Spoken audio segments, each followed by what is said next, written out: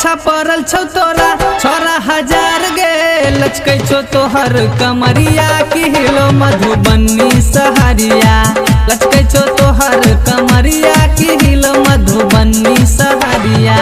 किया करे छ गोरी 16 सिंगार गे पाछा पड़ल छौ तोरा छोरा हजार गे लचकै छौ तोहर कमरिया की हिलो मधुबनी सहरिया लचकै छौ तोहर कमरिया की हिलो मधुबनी सहरिया मधुबनी सहरिया मधुबनी सहरिया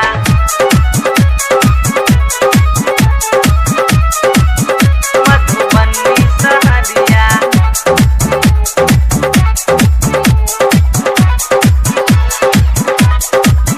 मधुबनी सहरिया छोटकी घगरिया पर दिल्ली हिलेला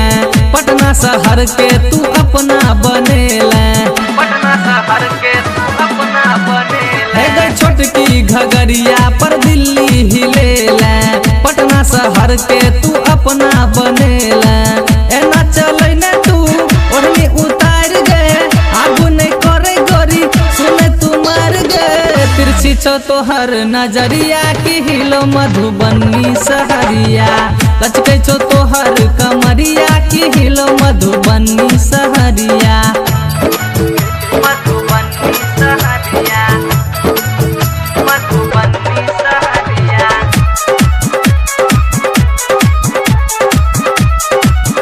मधुबनी सहरिया मधुबनी सहरिया मधुबनी सहरिया देख तो जवानी तोहर धर कैया छाती भेटतो नहीं हमारा सन छोरा देहाती भेटतो नहीं हमारा सन छोरा देहाती हे गई देख तो जवानी तोहर धर कैया छाती भेटतो नहीं हमारा सन छोरा देहाती सकरी में किया है ना ओढ़ने गिरेले फुलका ही के छारा के पागल बनेले तोरा बिन काटे छी अहुरिया की हिलो मधुबनी सहरिया लचकै छौ तोहर कमरिया की हिलो मधुबनी सहरिया मधुबनी सहरिया मधुबनी सहरिया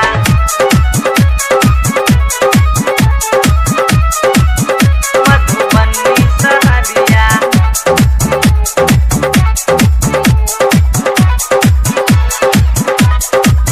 मधुबनी सहरिया अपन जवानी के लले तू दाम गे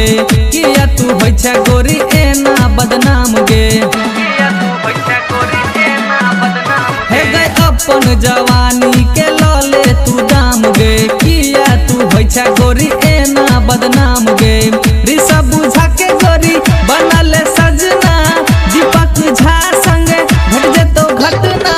कहै छियो निक बतिया की हिलो मधुबनी सहरिया लचकै छौ तोहर कमरिया की हिलो मधुबनी सहरिया किया करे छ गोरी 16 सिंगार गे पाछा पड़ल छौ तोरा छोरा हजार गे लचकै छौ तोहर कमरिया की हिलो मधुबनी सहरिया लचकै छौ तोहर कमरिया की हिलो मधुबनी सहरिया।